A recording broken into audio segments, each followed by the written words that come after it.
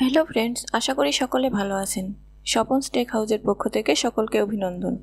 আপনারা দেখছেন এমএস ওয়ার্ডের ধারাবাহিক টিউটোরিয়াল। আজ আমরা দেখব হোম ট্যাবের অধীনে প্যারাগ্রাফ অপশনের কাজ। হোম ট্যাব থেকে ক্লিকবোর্ড এবং ফন্ট আমরা পূর্বের ভিডিওতে দেখেছি।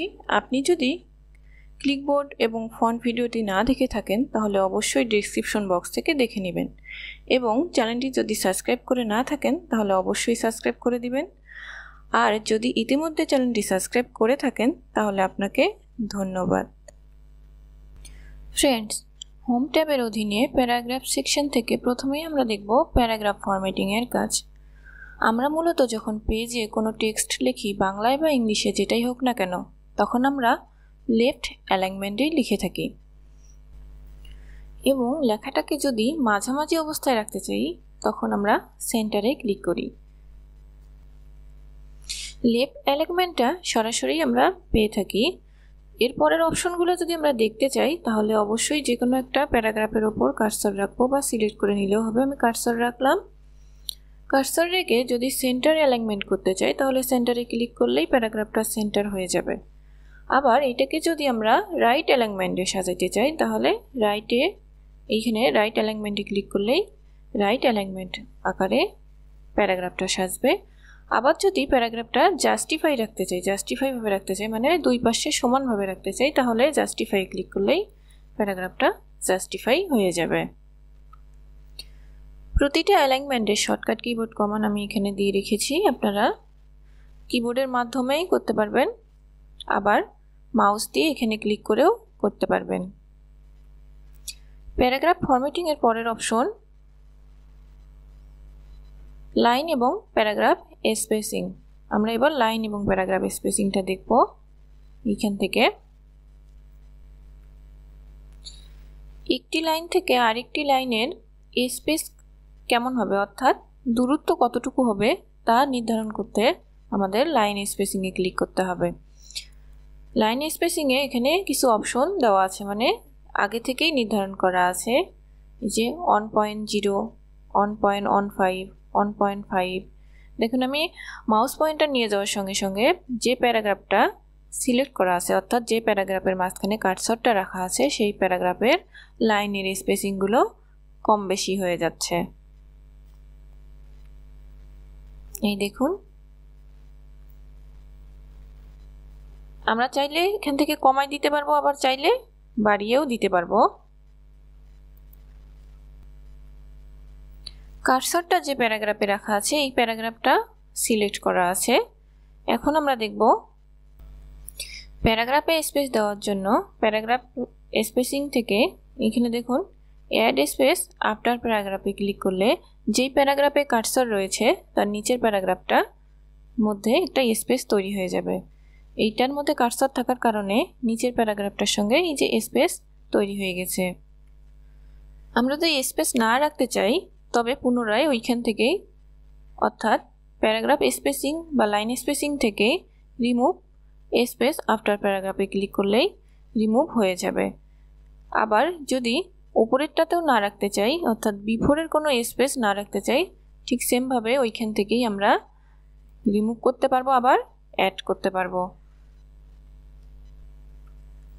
আমরা যদি নিজেরাই লাইন এবং প্যারাগ্রাফের স্পেসিং নির্ধারণ করে দিতে চাই তবে লাইন এবং প্যারাগ্রাফ স্পেসিং অপশন থেকে এখানে লাইন স্পেসিং অপশনে ক্লিক করতে হবে। লাইন স্পেসিং অপশনে ক্লিক করলে প্যারাগ্রাফ ডায়লগ বক্স চলে আসবে। এখান থেকে আমরা লাইন স্পেসিং এবং প্যারাগ্রাফ স্পেসিং নির্ধারণ করে দিতে পারবো। এই জন্য আমরা আসবো স্পেসিং অপশনটাতে। স্পেসিং অপশনে এই যে বিফোর এবং আফটার দেখা যাচ্ছে, বিফোর এবং আফটার, এইটা হচ্ছে প্যারাগ্রাফের বিফোরের স্পেসিং কতটুকু হবে এবং আফটারের স্পেসিং কতটুকু হবে ওপর এবং নিচের, এটা আমরা এখান থেকে নির্ধারণ করে দিতে পারবো নিজেরাই। এখানে 0 পিটি থেকে আমরা চাইলে এভাবে বাড়াইতে পারবো, আবার এই যে আফটারেও বাড়াইতে পারবো। মূলত 6 পিটি বেশি দেওয়া থাকে প্যারাগ্রাফের বিফোর এবং আফটারের স্পেসিং, আমরা চাইলে বাড়াইতে পারবো, আবার কমে রাখতে পারবো। এখান থেকে লাইনের স্পেসিং নির্ধারণ করে দিতে পারবো। লাইনের স্পেসিং নির্ধারণ করার জন্য আমরা যে শুরুতেই দেখলাম ওখানে অটোমেটিক দেওয়া ছিল, আমরা চাইলে এখান থেকে লিখেও দিতে পারবো। যদি চাই যে 1.25 দিব তাহলে এখান থেকে দিতে পারবো 1.25। এরপর স্পেসিং নির্ধারণ করা হয়ে গেলে ওকে ক্লিক করলেই ওকে হয়ে যাবে। প্যারাগ্রাফ স্পেসিং এর পরের অপশনে রয়েছে প্যারাগ্রাফ শেডিং।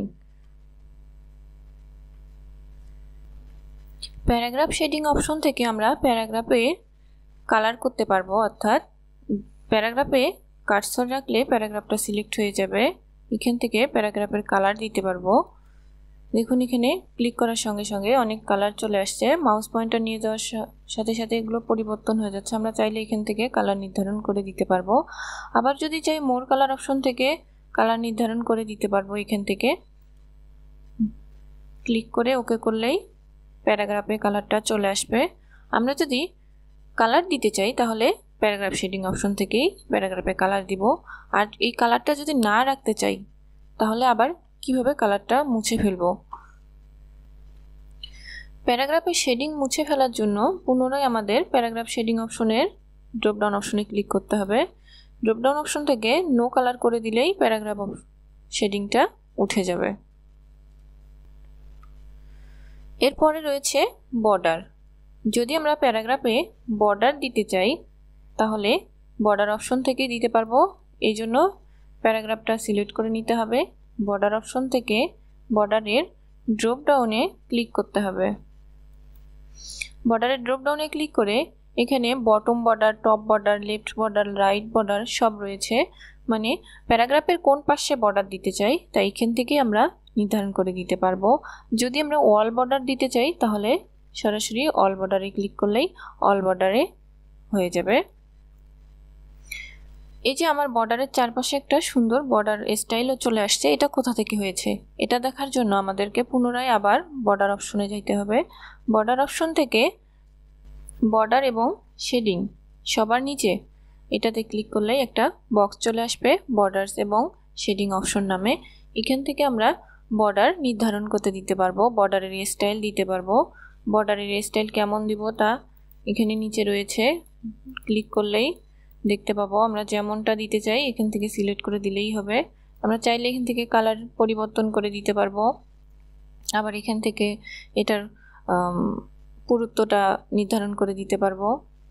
এরপর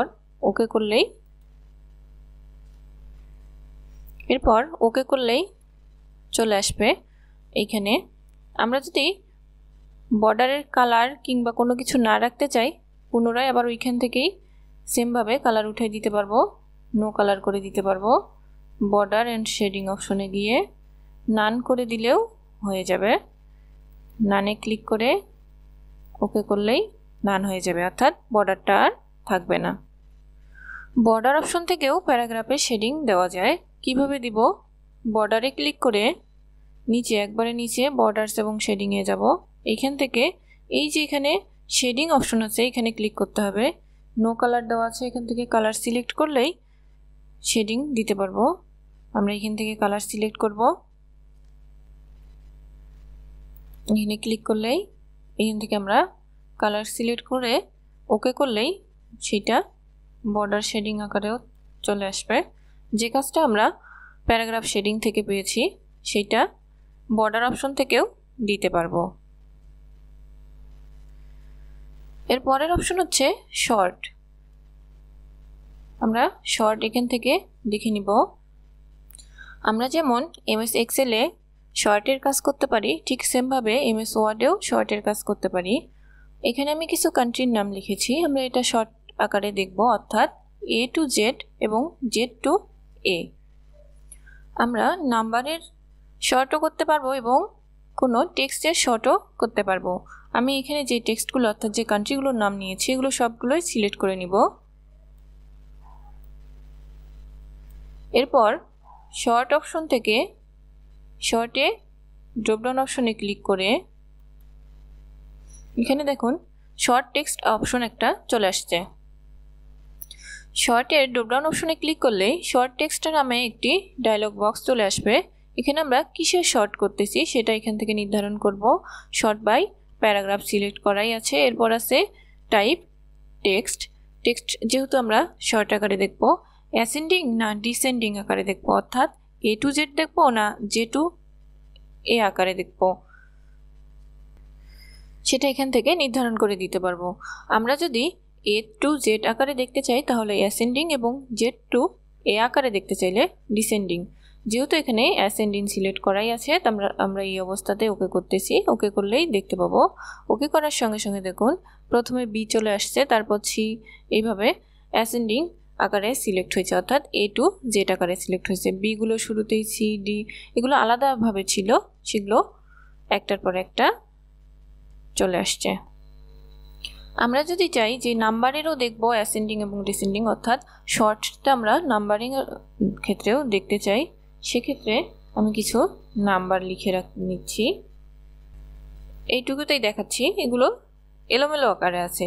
এগুলো যদি একটার পর একটা রাখতে চাই, অর্থাৎ এলোমেলো আকার 2, 8, 6, 9, 4 এইভাবে আছে, এটা সুন্দরভাবে সাজাইতে গেলে কি করব, আবার শর্ট অপশন থেকে এখানে প্যারাগ্রাফ থেকে প্যারাগ্রাফেই থাকবে, এখানে টাইপ আকারে আগে টেক্সট ছিল, এবার নাম্বার চলে আসছে। যেহেতু আমরা অ্যাসেন্ডিং আকারে চাচ্ছি 2, 4, 6, 8, 9 এভাবে চাচ্ছি, তাহলে ওকে ক্লিক করলে চলে আসবে। এর পরের অপশনে রয়েছে ইনডেন্ট। এখানে ইনডেন্ট অপশনটা আমরা দেখার জন্য একটা প্যারাগ্রাফের ওপর কার্সর রেখে দিচ্ছি। কার্সর রেখে দেখুন এখানে আছে ইনডেন্ট ডিক্রিজ এবং ইনডেন্ট ইনক্রিজ, অর্থাৎ ইনডেন্ট ইনক্রিজ এর মাধ্যমে আমরা প্যারাগ্রাফটাকে সরিয়ে নিতে পারবো। দেখুন ইনডেন্ট ইনক্রিজে ক্লিক করার সঙ্গে সঙ্গেই প্যারাগ্রাফটা সরে যাচ্ছে। আবার যদি এখানে ক্লিক করি, অর্থাৎ ডিক্রিজ ইনডেন্টে ক্লিক করি, তাহলে প্যারাগ্রাফটা আবার পুনরায় আস্তে আস্তে আগের জায়গায় আসবে। ইনডেন্টের পরের অপশন হচ্ছে নাম্বারিং। এই নাম্বারিং অপশন দ্বারাই আমরা নাম্বার দিতে পারবো, অর্থাৎ আমি যেভাবে আজকের ভিডিওটাকে সাজিয়েছি নাম্বারিং অপশনের মাধ্যমেই সাজিয়েছি, একটার পর একটা নাম্বার অটোমেটিক চলে আসছে। আমরা যদি চাই যে 1, 2, 3 আকারে নাম্বার না দিয়ে ABC বা রোমান সংখ্যায় দিব, তাহলে এখান থেকে নিয়ে দিতে পারবো, এখান থেকে নিয়ে সিলেক্ট করে দিতে পারবো। এখান থেকে মূলত এমসিকিউ কোশ্চেনের ক্ষেত্রে এই নাম্বারিং সিস্টেমটা খুব সুন্দর কাজ করে, অর্থাৎ এখান থেকে আমরা খুব সুন্দরভাবে নাম্বার দিতে পারি। দেখুন এখানে এ দিয়ে আমরা কিছু লিখলাম, আবার যদি ইন্টার প্রেস করি পরের লাইনে অটোমেটিক কিন্তু বি চলে আসছে। আবার যদি কিছু লিখি ইন্টার প্রেস করলে পরের লাইনে সি চলে আসবে। ঠিক সেমভাবে যতবারে ইন্টার প্রেস করব, এই নাম্বারটা দেখেন যে আমি যে 1, 2, 3, 4, 5, 6, 7, 8 দিছি, এটা সামনের দিকে আছে এবং এবিসিটা এখান থেকে একটা নির্ধারিত দূরত্ব বজায় রেখে এবিসি এখানে লেখা হয়ে গেছে। এটা মূলত একটা ট্যাবের দূরত্ব। আমরা চাইলে এখানেও ট্যাবের দূরত্বটা সুন্দরভাবে দেখতে পারবো, আপনাদেরকে বুঝাই দিচ্ছি। একটা করে ট্যাব যখন আমি ক্লিক করব, তখন সঙ্গে সঙ্গে এখানে নাম্বারিং সিস্টেমটাও চেঞ্জ হয়ে যাবে, অর্থাৎ এখানে যে আকারে সাজানো রয়েছে নাম্বারিং সিস্টেমটা সেই আকারেই আসবে। সেটা বোঝার জন্য কার্সর এখানে রেখে ট্যাবে ক্লিক করলাম। দেখুন প্রথমে এই লেভেলটাতে ছিল 1, 2, 3, আর একটা ট্যাব পরে রয়েছিল ABCD। এরপরে আরেকটা ট্যাবে ক্লিক করার সঙ্গে সঙ্গে এখানে আবার এ আসলো, আবার ট্যাব ক্লিক করার সঙ্গে সঙ্গে দেখবেন যে এখানে রোমান সংখ্যায় আসলো, আবার ট্যাব ক্লিক করলাম এখানে 1, 2 আসলো। এভাবে পর্যায়ক্রমে আমরা যেটা চুজ করব সেটাই নিতে পারবো, আর না রাখতে চাইলে ব্যাক স্পেসে ক্লিক করলে আবার সামনের দিকে আগায় আসবে। নাম্বারের পাশে যে মাল্টি লেভেল লিস্ট আছে, এখান থেকেও আমরা এই যে নাম্বারিংটা দিতে পারবো। দেখুন এখান থেকেও নাম্বারিং সিস্টেমটা সুন্দর করে দিতে পারবো। নাম্বারিং এর পরে এখানে রয়েছে বুলেট অপশন। বুলেট থেকে আমরা যেগুলো দেখতে পারবো, বুলেট দেখার জন্য আমি এখানে একটা প্যারাগ্রাফ নিয়েছি, প্যারাগ্রাফটাকে একটু বিভক্ত করে নিচ্ছি।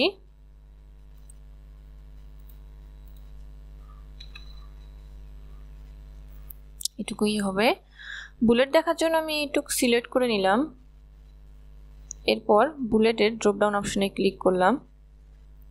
যেমনটা বুলেট আমি এখানে দিতে চাই প্যারাগ্রাফের সামনে, মাউস পয়েন্টার নিয়ে যাওয়ার সঙ্গে সঙ্গে এখানে তা কিন্তু পেজে দেখাচ্ছে। দেখুন ক্লিক করলেই এখানে চলে আসছে। আমি যদি এইটা না রাখতে চাই, অন্য বুলেট দিতে চাই, তাহলে কিভাবে দিব? এখানে দেখেন আছে চেঞ্জ লিস্ট লেভেল। এখান থেকে আমরা চেঞ্জ লিস্ট লেভেল থেকে আমরা চেঞ্জ করে দিতে পারবো। আবার যদি অন্য বুলেট দিতে চাই, ডিফাইন্ড নিউ বুলেট, তাহলে এখানে ক্লিক করলেই দেখুন এখানে সিম্বল অপশনে ক্লিক করলে অনেক সিম্বল চলে আসছে। অর্থাৎ আমরা কেমন বুলেট দিতে চাই এখান থেকে সিলেক্ট করে দিতে পারবো। সিলেক্ট করে ওকে করলেই এইখানে সেটা শো করবে। এখান থেকে ওকে করলে দেখুন পেজে চলে আসছে। আমরা অনেক সময় যদি চাই যে এখানে পিকচার অ্যাড করব, তাহলে এখান থেকেও পিকচার অ্যাড করতে পারবো। তখন পিকচার অপশনটা নিতে হবে। এই যে এখান থেকে পিকচারে ক্লিক করলে পিকচার অপশন এখান থেকে নিতে পারবো আমরা। পিকচার কোথা থেকে সেট করবেন সেটা এখানে অপশন চলে আসছে, আপনারা নিজেরা একটু করে দেখবেন, আমি এটা দেখাচ্ছি না। পিকচার সিলেক্ট করা হলে ওকে করলেই পিকচার চলে আসবে। তো ফ্রেন্ডস, প্যারাগ্রাফের পুরো অপশনগুলো আমরা দেখে ফেললাম এই ভিডিওটাতে, কিন্তু এখানে আরও একটা অপশন বাকি রয়েছে। এই যে দেখুন প্যারাগ্রাফ অপশন থেকে এখানে একটা ড্রপ ডাউন অপশন আছে, এখানে ক্লিক করলে কি দেখা যাবে সেটা দেখার জন্য প্রথমে আমাদের একটা কার্সর দেখার জন্য কার্সরটা যে কোনো একটি প্যারাগ্রাফে রাখতে হবে। এরপর প্যারাগ্রাফের এই যে পাশে তীর চিহ্ন অপশনটা দেখতে পাচ্ছি, প্যারাগ্রাফ সেটিং দেখাচ্ছে, এখানে ক্লিক করলে প্যারাগ্রাফ নামে একটি ডায়লগ বক্স চলে আসবে। এখানে দেখেন আমরা একটু আগে দেখিয়ে ফেলছি যেটা ইন্ডেন্ট স্পেসিং, যা আমরা এখান থেকে স্পেসিং দেখেছি, প্যারাগ্রাফের স্পেসিং এবং লাইনের স্পেসিং আমরা এখান থেকে এর আগে দেখে ফেলছি। ইন্ডেন্ট অপশনটা, এখানে ইন্ডেন্ট অপশনে আমরা যে কাজগুলো বাহিরে করলাম সেগুলো এখানে রয়েছে। শুধুমাত্র একটা কাজ দেখানোর জন্য আমি এখানে দেখাচ্ছি আপনাদের। অর্থাৎ প্রথম লাইনটা যদি আমরা ইনক্রিজ ইন্ডেন্ট করতে চাই, সেক্ষেত্রে কি করব? এই যে স্পেশাল অপশন থেকে ফার্স্ট লাইনটা সিলেক্ট করে দিয়ে কতটুকু ইন্ডেন্ট করতে চাই সেটা এখান থেকে সিলেক্ট করে দিলাম। দেওয়ার পর ওকে করলেই এই যে দেখুন এখানে প্রিভিউতে দেখাচ্ছে যে আমি যতটুকু সরাচ্ছি ওখানেও সরে যাচ্ছে। আর এখানে আছে অ্যালাইনমেন্ট কোথা থেকে হচ্ছে, লেফট না রাইট না সেন্টার, সেটা এখান থেকে সিলেক্ট করা, যা আমরা বাইরে দেখতে পাচ্ছি, সিলেক্ট করে দিলেও হয়ে যাবে। এই অপশনগুলো মোটামুটি আমরা বাইরে দেখে ফেলছি। এখানে ইন্ডেন্ট সিলেক্ট করার পর ওকে করলাম, দেখুন ইন্ডেন্ট হয়ে গেছে প্রথম লাইনটাতেই। তো ফ্রেন্ডস, ভিডিওটা আর বাড়াইতে চাচ্ছি না, এই ছিল আজকের ভিডিওটা। আশা করি সম্পূর্ণ ভিডিওটি আপনারা সবাই খুব ভালোভাবে বুঝতে পারছেন। ভিডিও সম্পর্কে যদি আপনাদের কিছু জানার থাকে তাহলে অবশ্যই আমাকে কমেন্ট বক্সে জানাবেন। আর যদি ভিডিওটি ভালো লেগে থাকে তাহলে লাইক, কমেন্ট, সাবস্ক্রাইব করে রাখবেন। ভিডিওটি শেয়ার করে অন্যকে দেখার সহায়তা করবেন। আপনি যদি এখনও চ্যানেলটি সাবস্ক্রাইব করে না থাকেন তাহলে অবশ্যই সাবস্ক্রাইব করুন। আপডেট ভিডিও পেতে বেল বাটন চাপুন। পরবর্তী ভিডিওতে আবার কথা হবে অন্য কোনো গুরুত্বপূর্ণ অপশন নিয়ে। সেই পর্যন্ত সকলে ভালো থাকবেন। ধন্যবাদ সকলকে।